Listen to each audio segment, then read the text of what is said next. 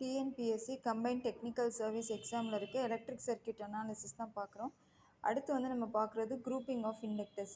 இப்போ இண்டக்டர்ஸ் வந்து ரெண்டு டைப் இருக்குது. ஒன்று வந்து சீரீஸ் கனெக்ஷன், பேரலல் கனெக்ஷன், ரெண்டு டைப் ஆஃப் கனெக்ஷன் இருக்குது.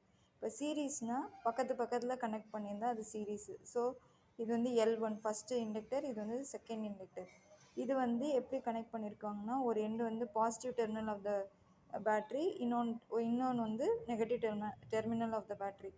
ஸோ இப்போ வந்து இண்டக்டர் வந்து சீரீஸில் பக்கத்தில் கனெக்ட் பண்ணியிருந்தா என்ன பண்ணால் ஆட் பண்ணும். So total inductance L = L1 + L2.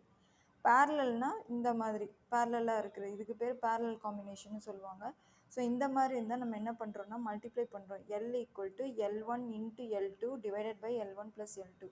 R இது எப்படி நமக்கு கிடைக்குதுன்னா 1/L = 1/L1 + 1/L2 + 1/L3 so on up to 1/Ln. இது இம்பார்ட்டன்ட்